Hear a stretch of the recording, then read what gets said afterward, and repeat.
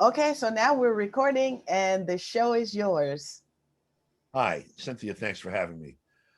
My name is Don DeBar. I'm a journalist based in New York. I do a daily half-hour news program for community public radio, Monday through Friday, and I've been doing it for about the past 15 years. Um, I covered the 2016 election. For the 2016 election, I covered the conventions, both Democratic and Republican conventions. First, the Republican convention in Cleveland in July, and the following week in July, the Democratic convention was in Philadelphia. I was joined by Professor Tony Montaro, who is a political analyst with CPR. I've interviewed numerous times over the course of the campaign, beginning with the primaries. And so I had a good working understanding of his view of politics. He had a good working understanding of my view and the kinds of questions that I would raise. And we both had contacts and people that we knew. So we were able to sort of cross pollinate our information. And so we did that. And first, when we got to Cleveland, we stayed. There was a provision for us just outside the city, which meant that when we were going to the convention, we would go for the day, go into the city for the day, and come back when it was over. The convention was held at the uh, stadium for the basketball team, the Cleveland Cavaliers, which is in a small complex with a green next to it, and then the baseball stadium for the Cleveland baseball team. Um, and that was the site of the entire convention. The media were in parking structure converted into a row of TV studios and radio studios that was adjacent to the basketball stadium. Most of the media spent most of their time in there or going back to their hotel rooms. Um, there were media booths for CNN and other major media, and some of those people spent most of their time at those booths, but they were closed about half the time. And then there was a big green where everyone would leave the convention or enter the convention. There was first a buffer, you could get food, there was a bar there, coffee, and all of that, and a lot of interaction, entertainment, stage, events and such. So we got a good chance to sort of mingle with the people. All right, so we all went into the 2016 election with our own expectations, and all of that, of course, was mediated. I didn't know anything that was actually happening on the ground outside of interviewing people as close to it as I could get. But I didn't attend any of the rallies in Iowa or New Hampshire early on, and I didn't get a sense of what was happening with people other than what was being fed to me through my TV set and the New York Times, Washington Post, etc. What we were told was that Donald Trump had somehow wrangled the nomination, and that the bulk of the Republican voters were aghast at this, that the Republican convention was going to be a storm, basically, of competing, almost microscopic interests, and that the party may well not even survive the convention, let alone the election. The presumption was that Clinton was going to be elected in a landslide over Trump, and the predictions for the Democratic National Convention were in accord with that, which was that it was going to be a show of unity between the Sanders camps and the Clinton camps, which had been so bitterly divided over the primary. That would look like a reunification of the Christian church between the Eastern and Western rights at this point. That's how monumental this rapprochement was going to be. There was a television show accompanying each of the conventions that went out over all of the broadcast media, all of the cable media, all of the radio media, all of the print media, and most of the social media outside of those who were in attendance seeing something different. And very few others in the media. And that contradiction was that, in fact, at the Republican National Convention, and this was evident to every person there, Trump was extremely popular. And the attempt to disrupt his nomination was extremely unpopular. Now, you walk into a green with a couple thousand people Monday night. Well, first is Monday afternoon around lunchtime, and then Monday around dinner, and then Monday after they come back out again. This place fills up with a few thousand people that many times a day. It's open spaces right to the baseball stadium because that entrance is where a bay of bathrooms are. So people are coming out of the basketball stadium where they were in an assembly to this green where they congregate and talk to each other, to let's walk over to the bathroom, and there were some hot dog vendors and stuff there, and coming back, and there's a choke point when they leave the security area of the basketball stadium where only one person or two people at a time are going through. So if you're a media person who wants to see the people coming out, you can almost count them on your hand at these choke points. And so you have no excuse to not interact with them.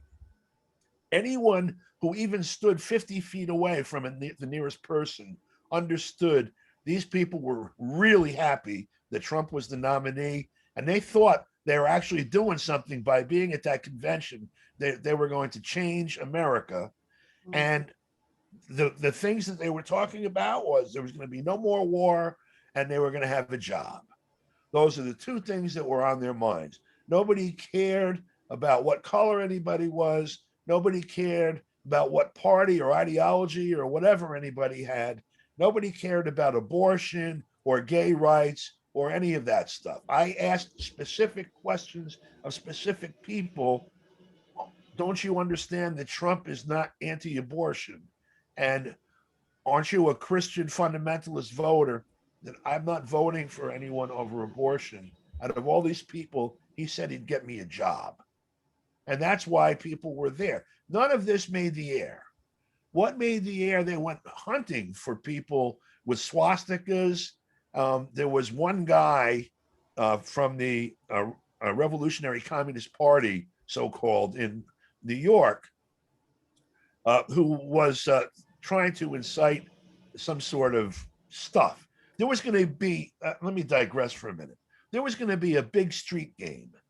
All of the people on the left that sit at the pinnacle of the various left parties and major left organizations predicted that, and you can go to say democracynow.org and look, just watch programs in 2015 and 2016. There was going to be, especially coming into the Republican National Convention a week or two, so early July 2016, the whole progressive universe was going to descend on Cleveland and shut down the RNC. They were going to shut it down.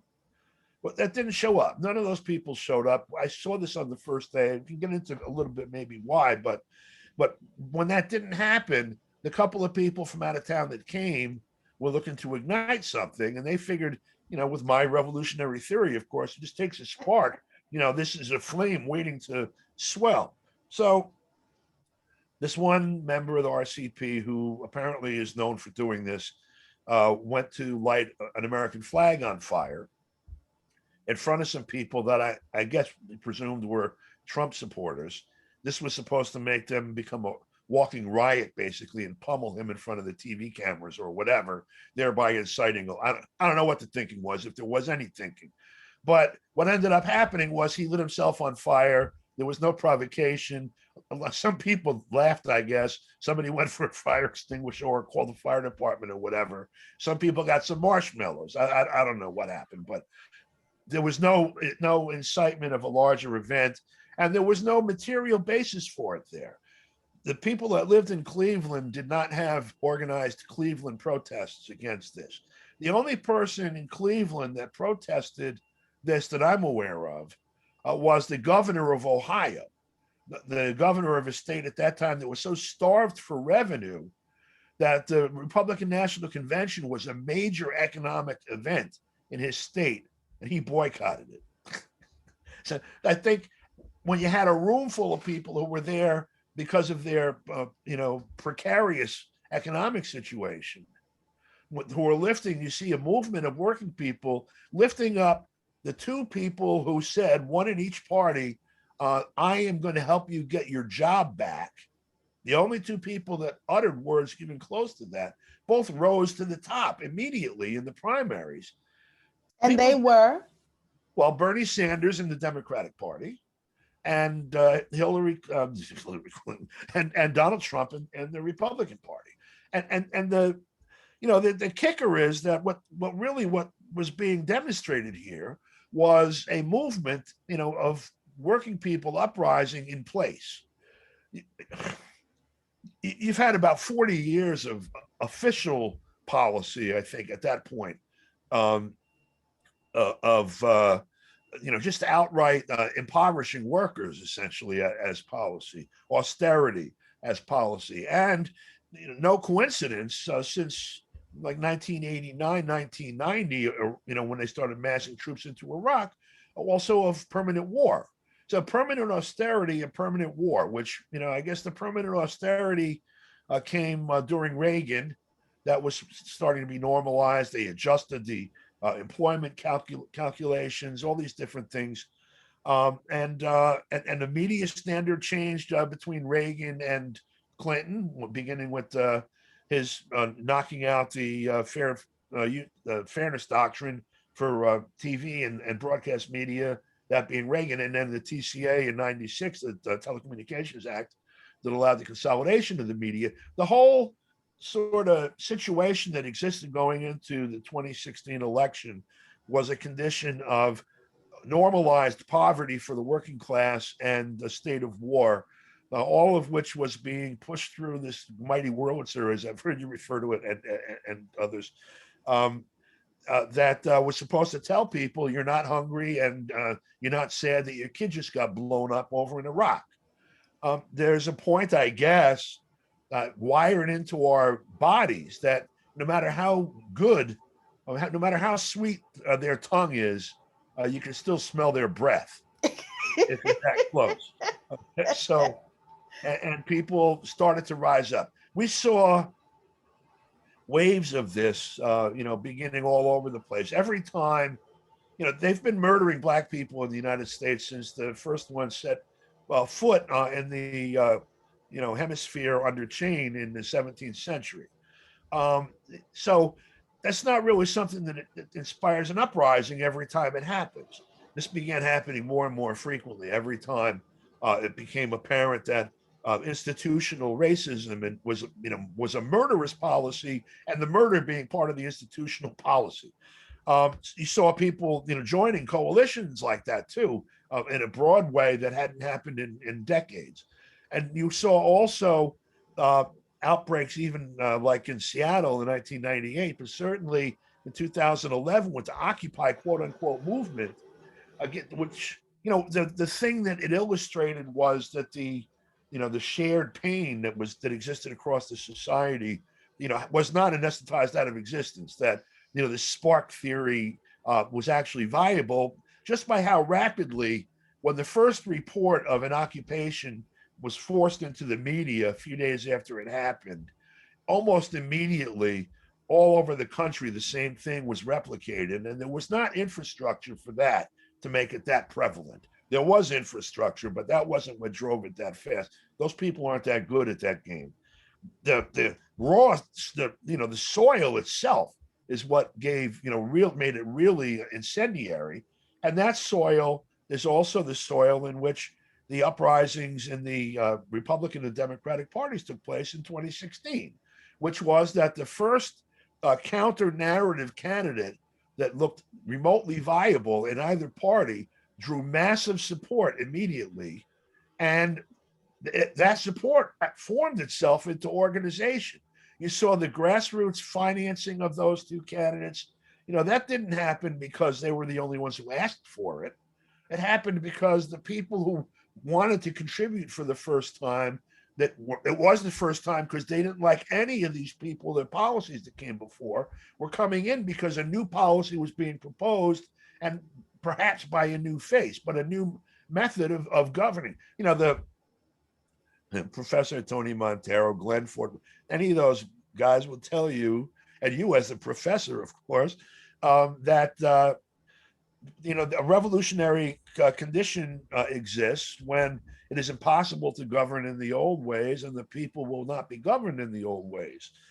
Something new has to come out of that kind of a combustible thing. And so what we saw first was the possibility of nominating candidates who, in the case of Sanders, was saying trade policy was no good, the impoverization of workers was no good, the deunionization of workers was no good, et cetera, things that were all, forbidden topics for the last 30 or 40 years, from Patco, really, back in the early 80s. Suddenly this was allowed, drew a mass of people. And also some on-the-ground infrastructure got either reoriented or taken over, such as some union leadership positions that helped to move voters away from Clinton and towards Sanders. There were some things that happened there. In the Republican Party, Trump started out with, first of all, questioning the fundamental structure of our international relationships, NATO, our relationship with Korea, our relationship with China as it existed, a primary one, our relationship with Europe, our relationship with funding war and occupation. The entire thing was being reviewed with a new eye, and more importantly, a public discussion of things that were not allowed to be spoken of. It must not have been allowed, because out of every person of any consequence in terms of audience or potential audience been anywhere near major media, not a single one managed to question the existence of NATO in a presidential primary. Somehow this never made it to the table with all of the, I don't know, go back to the first post League of Women Voters debate, whenever the hell it was, 84 or whatever. How many presidential candidates in the debates have ever questioned the viability or the purpose or the rationale behind NATO? None. And this guy who's running saying, we can afford to bring our factories back, and people are saying, well, we can't afford to do anything. He's saying, by the way, that big thing we spend all the money on? It's like the biggest thing that we spend all the money on. We don't have to spend all that money, We can stop doing some of that dumb stuff like flying those planes every day. We don't need to have war games every day that use up millions of dollars worth of gasoline, for example. There's a lot of stuff we can do that can take that money and either leave it in our pockets or leave it in your pockets. And by the way, if we have to have that stuff, let them pay for it. And what was attractive about that to people like us that have been, opposed to war for all this time, we know that the people in Europe won't allow their governments to increase military spending. That the minute they say in Germany, we're going to increase our cut of NATO, of our national GDP from 3 to 5% or whatever, from 2 to 5%, to make the Americans happy, they'd be in the streets with a noose for whoever proposed that over television. And so what it meant was that not only was NATO going to, be at risk, in the budget hearings or whatever in Washington, but as a viable entity in each of the houses of government in the European capitals and in the European Union, now NATO's relationship was going to be reviewed. And in fact, that happened. Not NATO, but the EU ended up forming its own military. It didn't have one before Trump proposed this. And this was the drive behind getting that adopted was, see, the Americans may go away. So that you have a condition where all of this is, the soil in which they go into the conventions, predictably, in the Democratic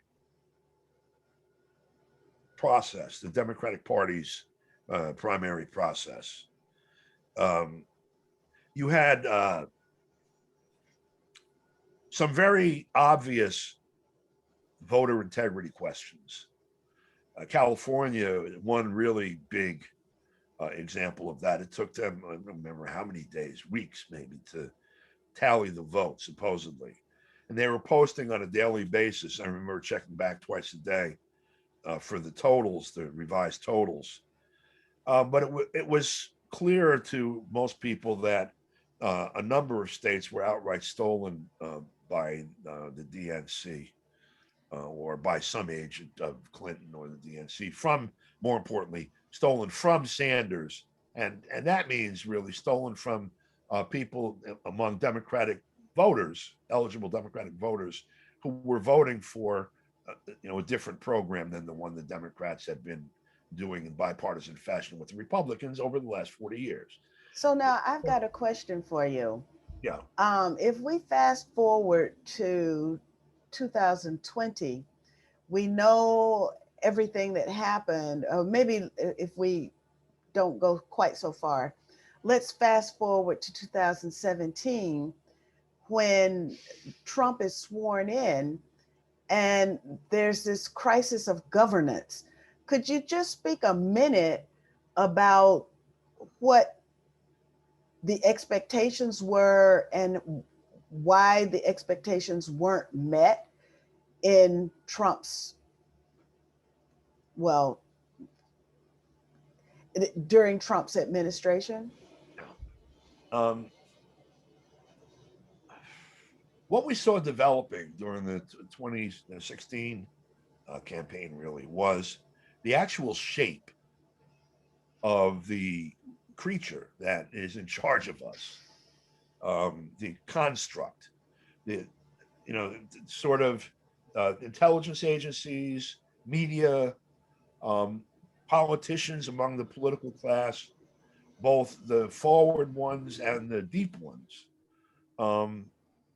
You can see by who screamed how loud whenever Trump would say one of the unmentionable things, that there was this contraption, the actual government that was speaking its voice on these topics, almost naked. Um, when it's a heresy to suggest that NATO is, up for grabs, well, who would be behind that? Well, that's the military.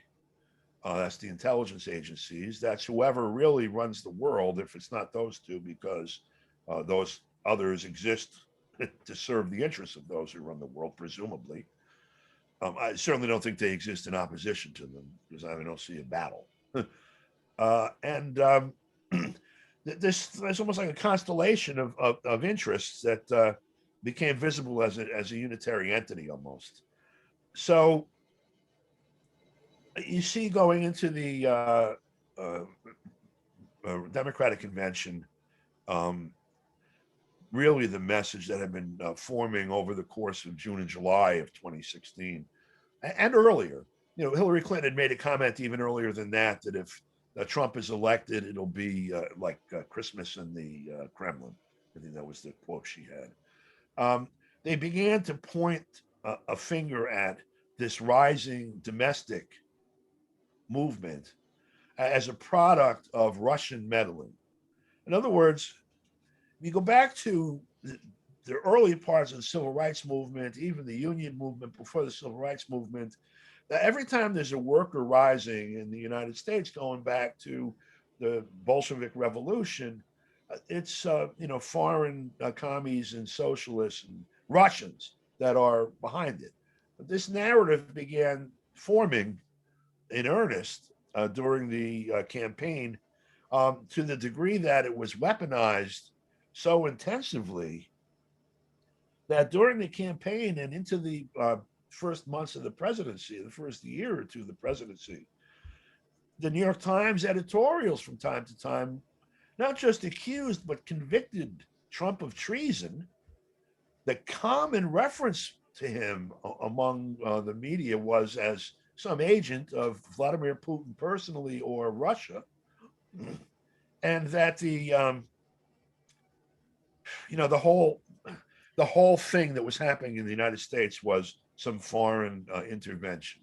So you So in other mentioned, words, but wait a minute, you mentioned that there's some kind of creature you know, that basically has taken control of the apparatus of governance in the United States. So that, that means that we, the people, have not only been um, allowed, so how can I say this? bamboozled. Well, that's what I wanted to ask you, is that the mechanism by which the creature operates Yeah, I don't. allowed allowed the republic that people revere to be taken over. And Yeah, so now let me ask you, we no longer have a republic. well, that assumes that it was just taken and that we have had one. Exactly. I don't. Well, I don't assume that. yeah. The people who what happened was, um, it was such a an insult to the system. The system is so vulnerable at this moment, and it was such a, and there are competing insults to the system that you could see it shake because it shook and it reacted, and so you could see it. You know, you could see Chuck Schumer saying to a television camera that the president of the United States better watch how he talks to the CIA because they had, you know, they can get you 6 different ways from Sunday in the middle of an FBI investigation of Trump over nonsense. It took 2.5 years of beating up in the media across the board every day, but at the end of it, not a bit of evidence that the absurd claim that he was somebody's puppet was true. And now Trump's business is also being Oh yeah, investigated. they're going to make an example out of him to the extent that they can. But see, the thing is that what we're talking about are movements here that are, you know, just sort of suggested by these other this virtual game. We And have been. I'm so sorry. so now we've got Klaus Schwab and the World Economic Forum crowd that have given us basically what their game plan is, what their end game is. And we know that they want us to own nothing and be happy about it. Bill Gates has bought up all of the, well, not all, but he's the largest holder of agricultural land in the United States now. And I don't think that's for organic food. Well, not only that, if I'm supposed to own nothing, how come he gets to own everything? That's my question. If we all own everything, it's the same as owning nothing. I'm in favor of that. That's socialism, by the way. Socialism isn't me taking your stuff. That's capitalism. That's right. Socialism is we take their stuff and it belongs to all of us. So, Okay. You home sitting at home watching this, if you're sitting at home watching this, we're not talking about you. Okay, the guy we're talking about is up in his plane flying around the moon or whatever with hookers and cocaine and everything, looking down to see when the next shovelful of money's coming up to him from you. We're in the same place in relation to that. well, generally, I believe that the people of the United States were able to be divided along these various, well, what they're talking about isn't me because I'm white, so they're talking about black people. It isn't me because I have money. I'm wealthy, relatively wealthy. I'm not a billionaire. I'm not a millionaire, but I'm relatively wealthy. So it can't be me. And now all of a sudden we learn that they're talking about all of us. That is right. Well, first of all, we're supposedly Americans, right, are temporarily embarrassed millionaires. Is that how they put it or whatever? We're all millionaires. We just don't have our money at the moment. So that's who we identify with. You know, yeah, there's a million different. Well, actually, there's more and more different ways of dividing people, and so and all of them are have been implemented. But the thing is that the common situation facing everyone is what drove these uprisings, even as they manifest differently. In other words, again, it's like you come to the party with the clothes that you have on. Um, I am a working class person who has been voting for Republicans for the last 50, 100 years, no, whatever, say since the 60s. Why? I don't have much. I have what I have. I went to school. I did everything I'm supposed to. I got a couple kids. I got to look out for them. I got a mortgage. I got to make sure I can pay the mortgage. And so I'm just going to keep my head down, and I hope everybody works out okay. But these guys are going to make sure that there's a cop on the block so nobody kills my son. And these guys aren't, they're crazy. So I'm voting for him. So I'm a Republican. Hi, I'm a Democrat. People like that guy send the cops in to shoot and kill us every now and then. So I'm a Democrat, period. Otherwise, I'm exactly the same as them. I got a job, I got a kid, I got a house, I got to protect, blah, blah, blah, blah, blah. This is what I got to do that. When you find out the two of them that you're voting for are in a room somewhere snorting coke and stuff or whatever, they're like on the same team and not yours.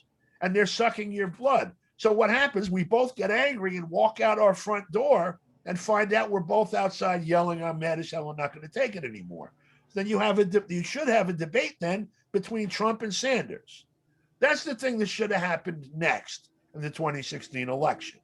If there were any Republic involved, because there would at least be a poll on that line where somebody could step outside of the unipolar narrative we've been fed for the last 40 years and challenge it. Even if it's a billionaire challenging it, even if it's a billionaire who's on tape saying all kinds of nasty stuff, and also who has been married 4 times for all you fundamentalists or whatever, and et cetera, et cetera, et cetera. Even if, in other words, it's a straw man that you're setting up with the argument against the existing order, you at least let it be articulated if there's a democracy at all, because you at least have to make that much concession to public opinion to be taken seriously. And it wasn't like that. They instead took Sanders out. They took Sanders out. Some of us would say that Sanders took himself out. He Whatever. allowed himself. He allowed himself. Ex post facto, you now have a media that's all on one side, and it is no longer a contest of ideas or policy between two candidates, even if one is heavily favored by the media, but rather a Nazi, basically, a white supremacist fascist against modern Western society. That's how it was posited. And that's how institutionally it lined up. And even that wasn't successful in terms of gathering votes for the 2020 election. Exactly. Because the monster showed itself. Like you say, it showed it showed the shape, the shadow. That's right. Yeah. You could see it's not even suggested. You could see its form, You could see its form. That's right. So now we have this shadow that we can see the form. We don't exactly know who it is or what it is. Well, we know that it ain't us and that it is against us. How do we overcome the divisions that have been rigged into us since the formation of the country in order to defeat this monster? The creature from Jekyll Island now has taken over every other aspect of the polity. Right. It eats everything. I mean, that's the fundamental dynamic. Marx described it 150 years ago, 160 years ago, whatever.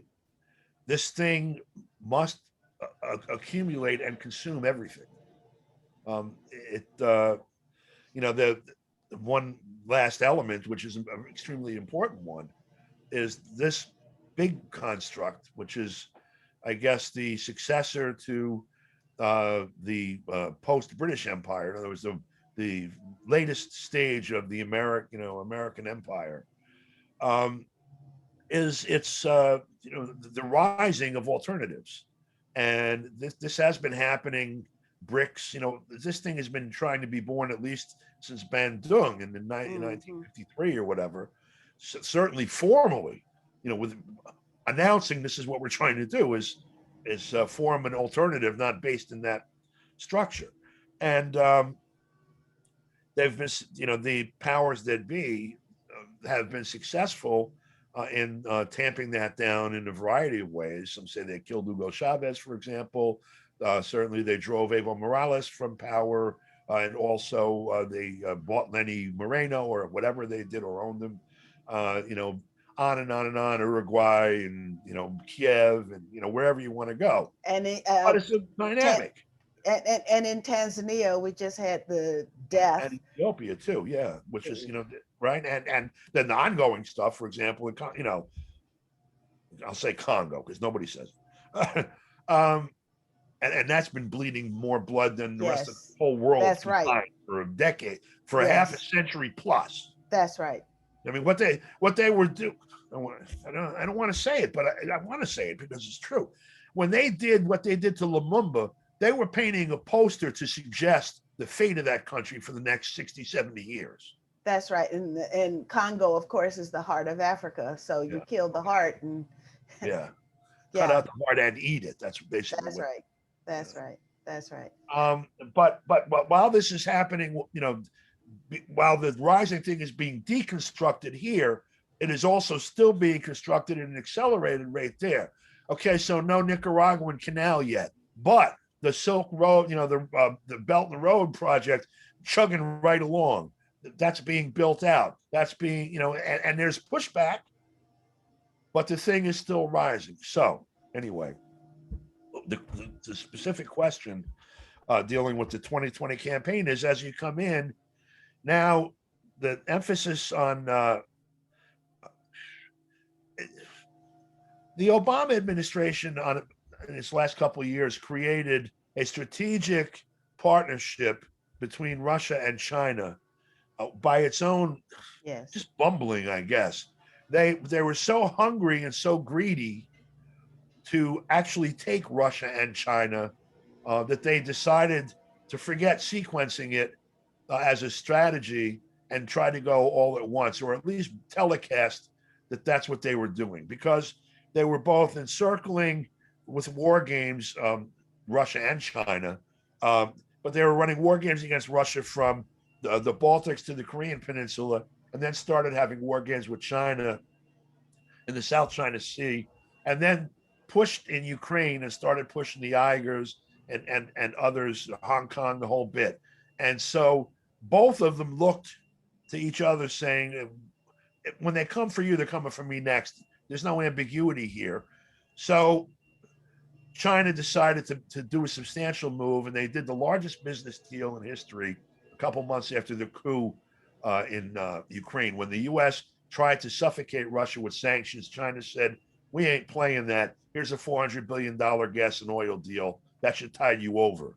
And so when they came after Russia for the 2016 and moving through 2020, China was already aligned with Russia in a strategic sense. And so even though Trump was trying to make it, we hate China, not Russia, I don't think he was really doing that actually, but that was how it was being painted. But some of us, we want a multipolar world. We don't Yeah. want the United States as the world's policeman, particularly when the United States is forgetting the people at home. And we don't want all of the things that we've had for the last 50 years that people, some are calling the getting back to the old normal. Well, we don't want the old normal, but we don't want Klaus Schwab's World Economic Forum new normal either. How do we organize in order to create the new normal that we, the people, want, and the new political system?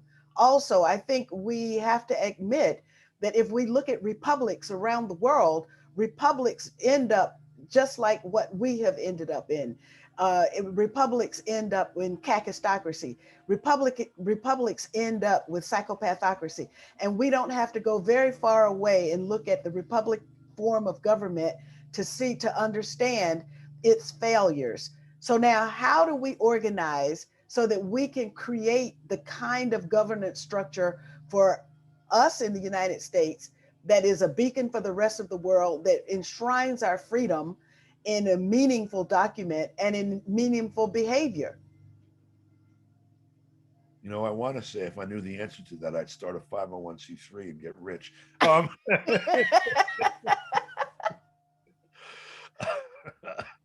you know, I mean, the key point here, I mean, the most exposed part of the world we live in, of the nature of world we live in, um, is the reason is the most obvious is that we are creatures, visual creatures. Much of our cerebral cortex is dedicated to video, basically, and interpreting images, light, all of that. Um, Therefore, the color coding, basically, of humanity um, against a hierarchy or a set of hierarchies um, makes it pretty hard to deny the existence of hierarchy and the effects of it if you take an honest count. And so, if that's what you're interested in doing, no matter how you were acculturated, if you were raised to think I'm better or worse than you or me, I'm better because I'm white and that's what they taught me in school when I was a kid, or I'm better because I'm black because what they taught me was as long as you're not white, you're okay, or whatever, or whatever those things are. Um, if you understand really that there are no, in a white supremacist society, this is the lesson that people with skin this color had to learn and have learned by experience. You're not white either. There's about 10 guys that are white, okay? Coincidentally, Right. guys who own the bank over there, okay? Right. The guys who are on TV, they're the guys who are in charge, okay? You ain't white, you just look white. So, you can walk down there, you think you can walk past the guy at the front door and be like, hey, what's up, brother? And let you in. But no, you get there, they'll pound the hell out of you the same way anybody else. Go into the supermarket with no money, and guess what? Now, there were privileges while they were trying to organize the world to their suiting.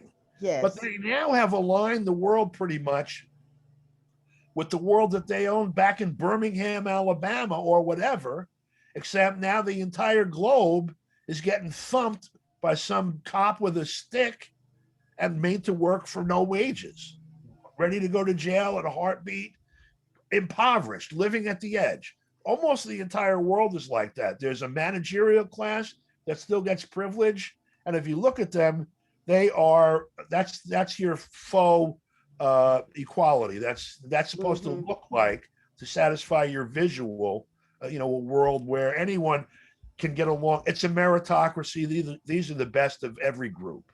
So let me ask you, You got to. um, so Sorry, that was verbose. my former colleague came up with, I think part of it is that we've got to organize across all of the lines of division that have been created for us that we tend to respect. And then we have to stop respecting those lines of division Right. and look instead at lines of unity and lines of cooperation, lines of collaboration, Yeah. find those spots. So now my former colleague came up with an idea of a 50 state tour, which I thought was an absolutely fabulous tour. However, I believe that in the end, we have to stand alone as independents. We can't become sycophants for one political party or the other that continues to respect those lines of division instead of obliterating Yeah. those lines of division. Do you have anything to say about Yeah. that? Actually, those. Okay. All right. What I was saying basically, the idea that these divisions exist and are primary ones, I mean, they exist in fact because they've been massaged into existence out of the virtual. The concepts are false concepts.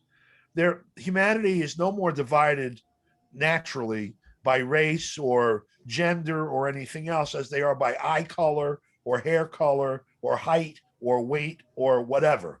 And of course, in a society that commodifies everything, well, you actually have a place in the hierarchy, even according to those things.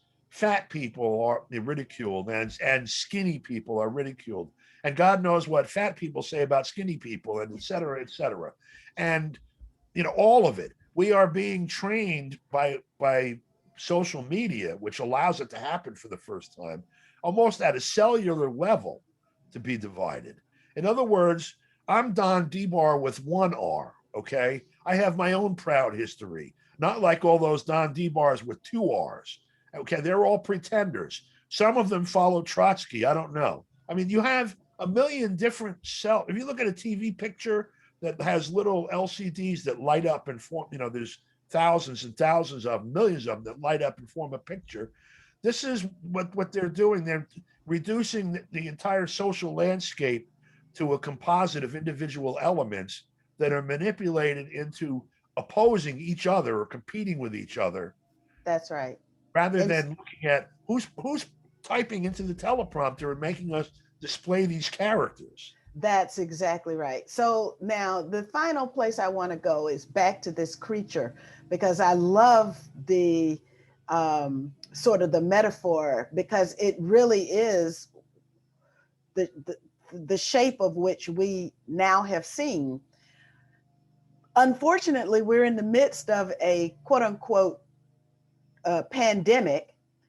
And speaking of the cellular level, so now we've got, I believe, this creature is trying to corral the power and the energy of the movement, which you identified, by the means of this SARS coronavirus 2, COVID-19, this phenomenon now to corral the people into predictable places.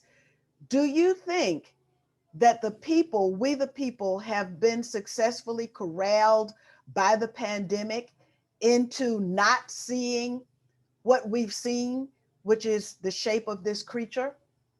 Well, I'll say this much. I mean, first of all, I don't think anything has successfully happened as long as there's another contest ahead of us. I mean, it ain't over till it's over. Okay, but one real qualitative change that's happened, the result of a massive quantitative change, is that pretty much now, I would say virtually, to be redundant, all of human society communicates through mediation. Mm-hmm. Where, look at just kids. If there's 10 kids on your street, they used to spend the day, at a basketball court or a Yeah. schoolyard, a classroom or whatever. They bump into each other, they'd bleed, they'd stink, they'd cry, they would talk incessantly to drive you. There was no substituting for actual human contact en masse for each person and every person, more or less, throughout our whole planet, now atomized to what they communicate through a cell phone in a Brady Yes. Bunch kind of grid. Um, that's a huge qualitative change from personal interaction into mediated contact.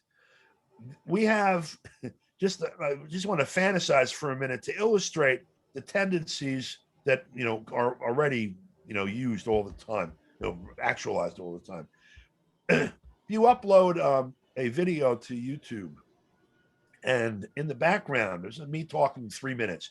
In the background on the radio, and literally in the background, I forgot to turn off the radio before I made my YouTube. There's a song, The Rascals, playing on the radio or whatever. When I upload the video, before it's even been up there long enough for somebody to play it back, the computers know that it contains this song and who it belongs to, Yes. and sends Yes. them a notice of a potential copyright infringement, and sends me a notice that they have filed a possible copyright infringement about this. Now, this is before they have a chance to listen to it. Now, as they capture every human interaction in this system, because the mediation means there's a buffer, but here's my Yes. camera, here's your speaker. There's not a direct wire there. It goes into computers, it's processed, and then it comes out. There's a delay, a couple seconds or whatever, but whatever. They have computers now that can identify and understand what's there content wise on the fly and process it. So the How do I movement, know what I say is what's coming out of your speaker if somebody doesn't want that to be? mm-hmm, That's the level. I'm not saying they're doing that, I'm saying there's nothing to stop someone from doing that. Well, if we know if they can do it, they will do it. We understand that's the nature of this creature. And so now one aspect of the movement is for us to actually to keep the movement alive, is for us to actually get out there and Right. interact with each other. Right. Your mother could not tell you a thing about this neighbor kid of yours that used to beat you up when no one was looking. Okay. Your mother couldn't say what a nice kid she is or whatever every time you came home with a bruise or something, saying, Yeah. well, I mean, she did. She wouldn't do that. I mean, you knew from personal experience what was up. With Yes. this, it's pot. Unless you have actual personal contact, you have no idea. And that was what I found out. This last summary point, you can chop out everything we've said since we were back there. When I was at the conventions in 2016, what was on television for everyone to see was that the Republican convention was being disrupted by everyone, including the other Republicans. That Bush walked off. That what's his name? Ted Cruz was having his own press conference with his own dissident voters who were trying, delegates. There were 11 people in this room. They were trying to make it sound like, and they were saying it was much bigger than that, and that these people were going to defect to nominate Cruz on the day of the nomination. This kind of warfare was going on between the difference between what happened on the ground and what was broadcast. And in the Democratic convention, they were doing a show of unity with posters and color themes and things in the room. In the streets of Philadelphia, there were hundreds of thousands of people protesting Hillary Clinton. None of that got on television. In Cleveland, there wasn't a single protest in Cleveland against Trump, and it wasn't a police presence. So basically, what you're saying is that we are now living in a Fahrenheit 451 world. At a minimum. Okay, Don, I think this is great. Let me turn off the let me turn off the